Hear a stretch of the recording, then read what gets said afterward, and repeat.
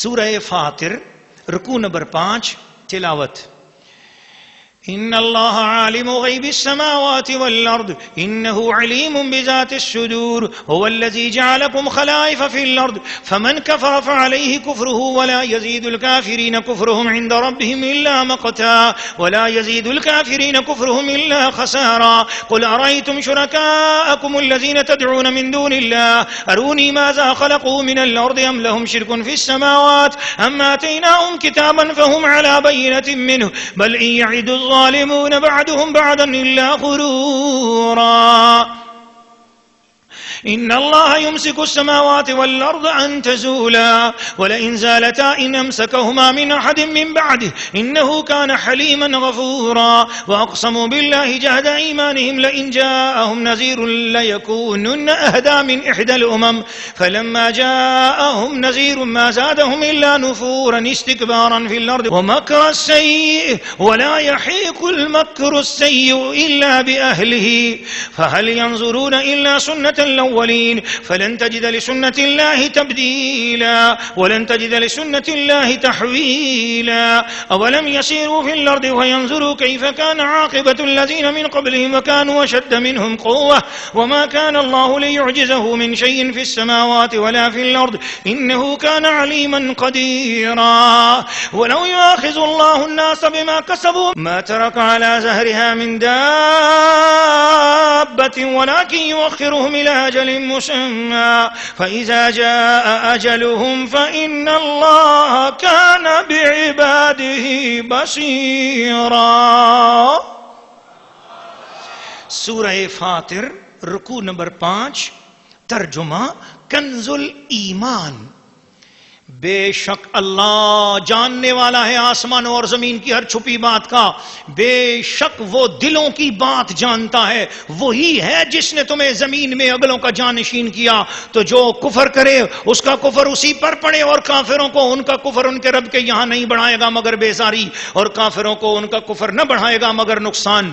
تم فرماؤ بھلا بتاؤ تو اپنے وہ شریک جنہیں اللہ کے سوا پوچھتے ہو مجھے دکھاؤ انہوں نے زمین میں سے کون سا حصہ بنایا یا آسمانوں میں سے کچھ ان کا ساجا ہے یا ہم نے انہیں کوئی کتاب دی ہے کہ وہ اس کی روشن دلیلوں پر ہیں. بلکہ ظالم آپس میں ایک دوسرے کو وعدہ نہیں دیتے مگر فریب کا. بے شک اللہ روکے ہوئے ہیں آسمانوں اور زمین کو کہ جنبش نہ کریں اور اگر وہ ہٹ جائیں تو انہیں کون روکے اللہ کے سوا. بے شک وہ حلم والا بخشنے والا ہے. اور انہوں نے اللہ کی قسم کھائی اپنی قسموں میں حد کی کوشش سے کہ اگر ان کے پاس کوئی ڈر سنانے والا آیا تو وہ ضرور کسی نہ کسی گروہ سے زیادہ راہ پر ہوں گے. پھر جب ان کے پاس ڈر سنانے والا تشریف لایا تو اس نے انہیں نہ بڑھایا مگر نفرت کرنا, اپنی جان کو زمین میں اونچا کھینچنا اور برا داؤ یعنی فریب اپنے چلنے والے پر ہی پڑتا ہے.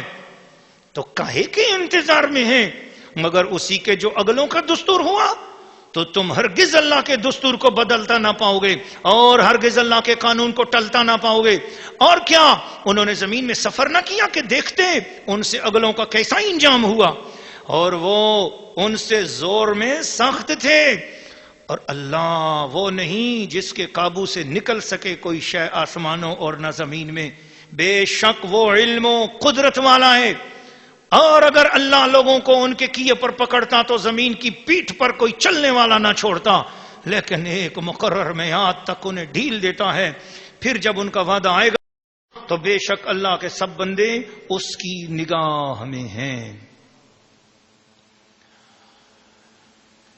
سورہ فاطر رکوع نمبر 5 تفسیر.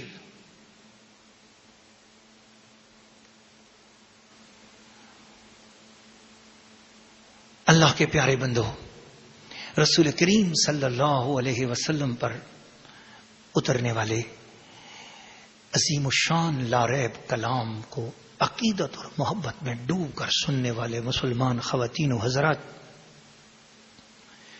اللہ کریم نے سورہ فاطر کے اس آخری رکوع میں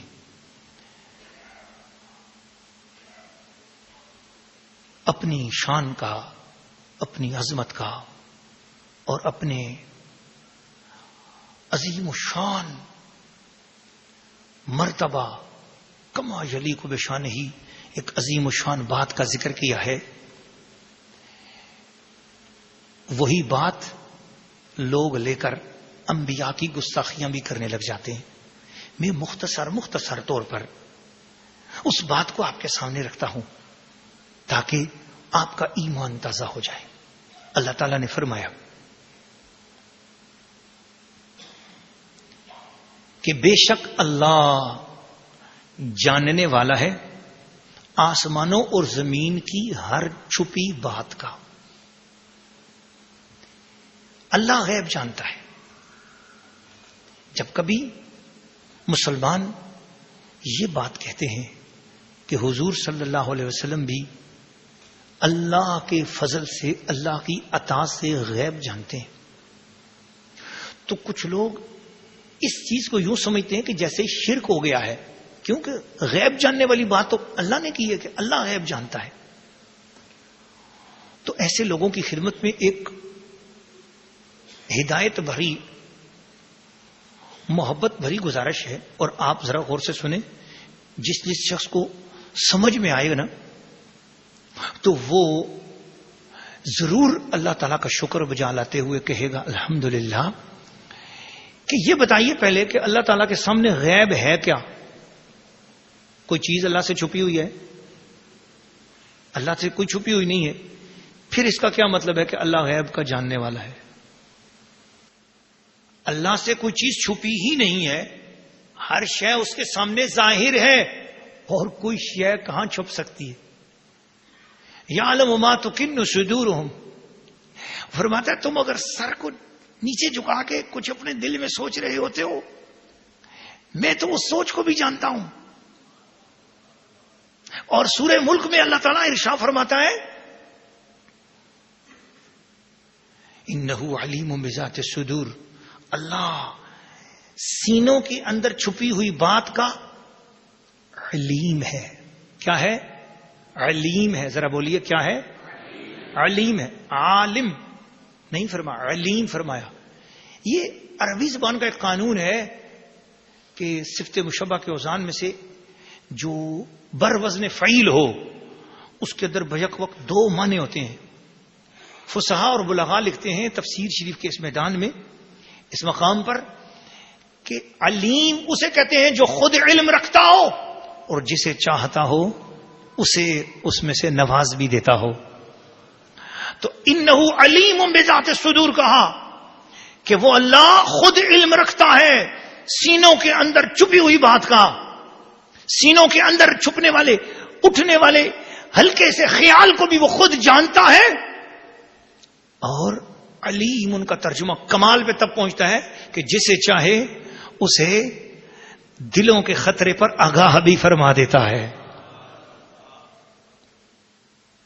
اب یہ ایک بات ہے، تو اس کا مطلب یہ ہوا اللہ تعالیٰ تو ہر چیز کو جانتا ہے۔ اور پھر اسی سورہ ملک کے آخر میں اس رکوع میں اس آیت کے بعد اللہ کریم نے ایک بڑی خوبصورت بات فرمائی، الا یعلم من خلق، وہ کیوں نہیں جانے گا جس نے خود پیدا کیا ہے؟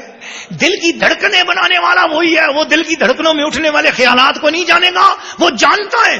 تو جب وہ ہر چیز جانتا ہے، ہر شے اس کے سامنے ہے، تو کون سی چیز ہے اس سے جو چھپی ہوئی ہے؟ پھر غیب کسے کہتے ہیں؟ تو غیب سے مراد یہ ہے کہ وہ جو تمہاری نظروں سے چھپا ہوا ہے اللہ اسے جانتا ہے۔ آپ نے محبوب کی نظروں کو اپنی نظروں کی طرح سمجھ لیا ہے، یہ کیا ہو گیا؟ تم یہ سمجھ، یہ اللہ پاک نے مخلوق سے کہا، امتیوں سے کہا، عام لوگوں سے کہا، اور ان ہستیوں کے لیے تو اس نے فرمایا اللہ من ارتضی من رسول، میں تو جس سے پسند کرتا ہوں، جس رسولوں میں کو پسند کر لیتا ہوں، میں ان کو ان کی اللہ حسب مقدرت، جو ان کی شان مبارک ہے اس کے مطابق میں انہیں علم غیب عطا کرتا ہوں۔ تو اس لیے یہ جو تصور پایا جاتا ہے کہ اگر یہ کہہ دیا کہ حضور غیب جانتے ہیں تو یہ شرک ہو جائے گا، استغفر اللہ، شرک نہیں ہے۔ ہاں اگر کوئی یوں کہے گا کہ حضور صلی اللہ علیہ وسلم بھی اسی طرح علم غیب ذاتی طور پر جانتے ہیں جس طرح اللہ جانتا ہے، تو پھر یہ بات بڑی سخت ہوگی اور یہ بات شرک کی طرف بھی چلی جائے گی، کفر بھی ہوگا، اور حضور صلی اللہ علیہ وسلم کو بھی یہ بات ناپسند ہوگی اور اسلام کے متعلق یہ بات ٹھیک نہیں ہوگی۔ لیکن ایسا کوئی امتی بھی نہیں کہتا، ایسا کوئی کہتا نہیں۔ کوئی بھی نہیں کہتا. جو بھی کہتا ہے وہ یہ کہتا ہے حضور کے پاس جو کچھ بھی ہے اللہ نے عطا کیا ہے. کسی نبی کے پاس جو کچھ ہے وہ اللہ نے عطا کیا ہے. کسی ولی کے پاس جو کچھ ہے انہیں وہ اللہ نے عطا کیا ہے.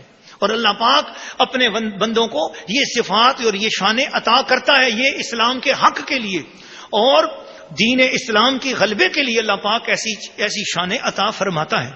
میں مختصراً ایک واقعہ سنانا چاہتا ہوں غزوہ بدر کے حوالے سے. غالباً میں نے اس مقام پر وہ سنا بھی دیا تھا، مگر کندے مقرر کے طور پر مختصر حضرت عباس کے ذمے ان کے رشتہ داروں کا بھی لگا کہ آپ نے ان کا بھی جو ہے نا وہ فدیہ دینا ہے اور تب قید سے چھوٹیں گے، اپنا بھی دینا ہے، اور اتنا 20 اوقیہ سونا ان کے ذمہ لگ گیا.